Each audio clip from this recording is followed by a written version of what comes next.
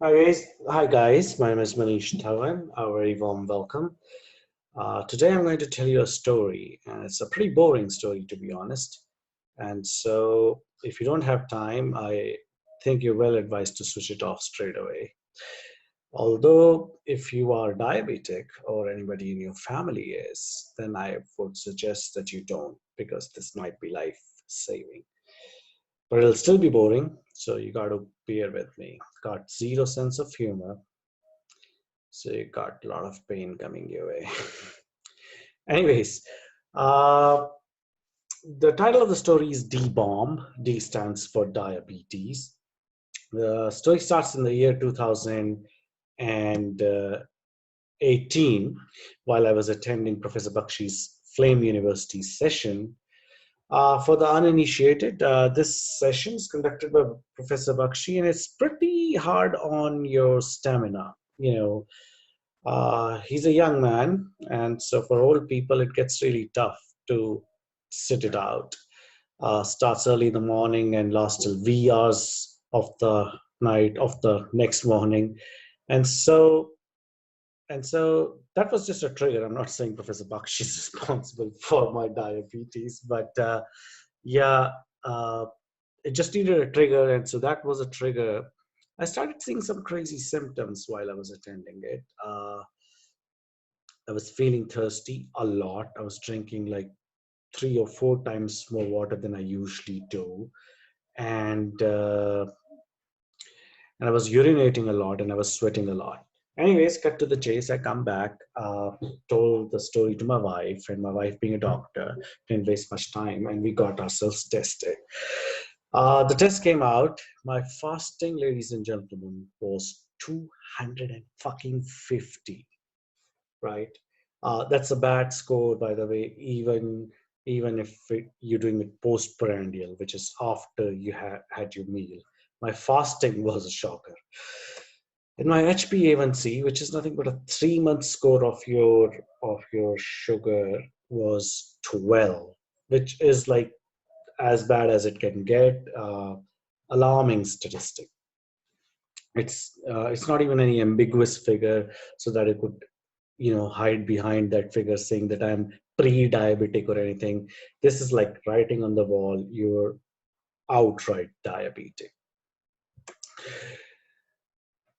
So this obviously shattered me big time. I was rogered beyond imagination. See, I have a family history of diabetes, so it should not have come as a surprise to me, but actually it did. uh, just because you're aware that this thing runs in your family does not mean you're ready for it. So it affected my personal life. I noticed, I mean, obviously in hindsight, that I was fighting with my wife a lot on mundane, stupid topics, and it was affecting my work as well.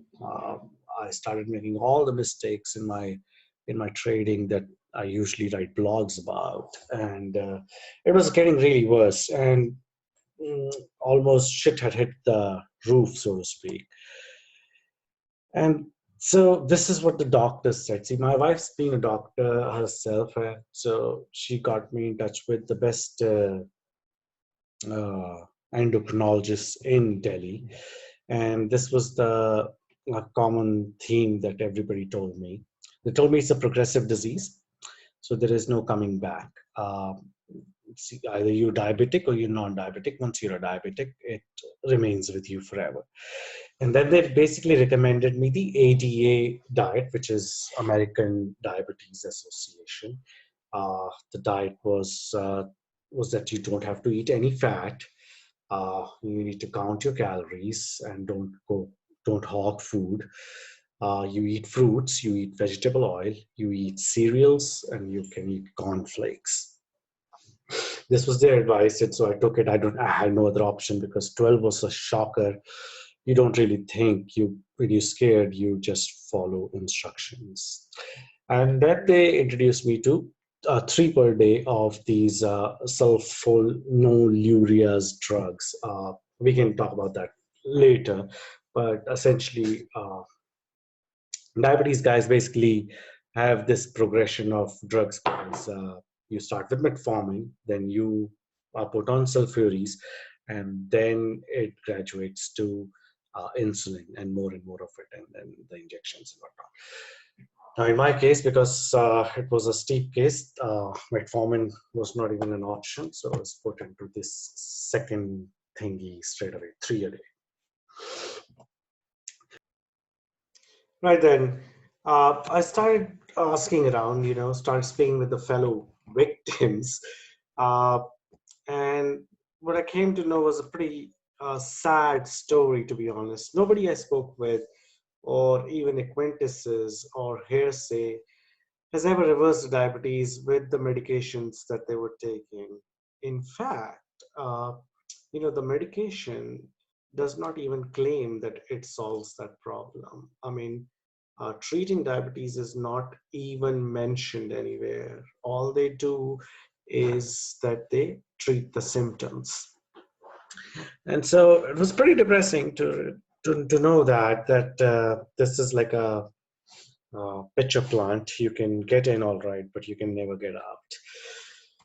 Uh, then then I also came to know that medication keeps increasing with time. Not only this is not treating the disease, the fact that the medication is increasing.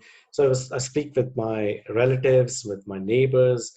It's not that difficult to find diabetic people in India. Every second guy is. So I came to know that it starts with metformin. Like I mentioned, it increases and finally reaches 2, 3, 4 injections of insulin every day. And then I also came to know that complications show up anyways. And the complications basically range from tip to toe, literally, right from your heart to your nerves to eyes to kidney. Everything starts deteriorating and fast. Eyesight and amputations and whatnot. And I was like, that's a fucking dead end. What the fuck? What kind of disease is this? I mean, it's not even a single disease to attack. This is like really screwing up your immune system, and all kind of diseases attack you. And the sad part is there is no cure out there. Uh, and so I got there was a status quo situation because on one end, I mean, where do you go? I mean, sure, I was surfing the net trying to find solutions, but you can't really rely on your net information in these matters, can you? Because when somebody with a lab coat comes, that authority figure, and tells you these are the medications you're supposed to take, you take those medications, right? But I was going through the cognitive dissonance that why take the medication when it's not doing anything? I mean, it's just maintaining the status quo and basically prolonging the agony. They're not treating my diabetes. They're just saying that we will, make sure that you somehow tag along and don't die too early. Anyway, so I started surfing the net. I came across this gentleman named Dr. Bernstein. And guys, listen to this carefully. The reason why I'm doing this presentation today is to probably help along someone, because this shit has changed my life. Uh, this guy has changed my life. Dr. Bernstein. A brief about him. He was basically a type 1 diabetic. Was diagnosed with diabetes at the age of 13. And by the age of 30, of course, by this time he was getting treated the same way American Diabetes Association treats diabetes these days as well. So he was put on insulin straight away because he's type 1, the drugs don't work. The insulin is mandatory or whatever. So by the age of 30, ladies and gentlemen, uh, he had all the complications of diabetes that you can think of, right from on the verge of kidney failure, complications of the heart, to nerve endings getting compressed, and what do you call the there's a medical term for it, I'm forgetting. Anyways, Uh, Also, fat deposits close to his eyes. Uh, he was pretty much a dead man. All these symptoms were there by the age of 30. And so, an interesting thing happened. Back then, his wife was a doctor, and uh, so he was able to get access to this machine which would measure your sugar, which can be done instantly instead of sending it to the lab or anything. Back then, that was an invention. These days, every house has it, and it was not easily accessible. But because his wife was a doctor, he was able to procure it. It costed him a bomb, but it was still worth it. So once he had that machine, he simply started measuring his sugar after every meal. And that, ladies and gentlemen, was a revelation. It was a game changer for him. The revelation was that carbs or carbohydrates, he realized, is equal to sugar. Apparently, our body cannot distinguish between the two. This has some serious complications, guys. You gobble an ice cream or eat a pizza, damage is same. Let that sink in, because this is totally counterintuitive. Years and years of conditioning and crappy education and amazing advertising had us believe that morning cereals are a healthy diet. Nothing can be farther from the truth. The constant checking done by Dr. Bernstein on himself, he realized that our body treats ice cream as bad as pizza because carbohydrates become sugar in no time. I mean, in fact, they are sugar. Now, don't take my word for it. Just because Swami Manish is saying does not mean you have to follow it. Don't become a andhbhakt, because I didn't. When I heard his story and listened to the whole thing, Dr. Bernstein actually runs a diabetes university on YouTube. I went through all the videos. I did not really become a bhakt and started believing it. I took it as a fad and nothing more than that. Because remember, we're talking about life and death here. You cannot really expect me to start following a diet just based on any internet video and discard what my professional doctor is saying. So I did not really believe him, but I gave him a chance. So I started testing myself. So machine doesn't lie, right? I eat bhature chole and got myself checked. I eat masala dosa, check. Pizza, check. Rajma chawal, check. Butter naan, check. You eat your harmless roti and check. The common denomination each time, ladies and gentlemen, when I checked, was that my body does not digest carbs. It doesn't like carbs. Every time I was eating carbs, my postprandial sugar was hitting 180, 150, 190, 220. And that kind of opened my eyes up. I was like, whoa.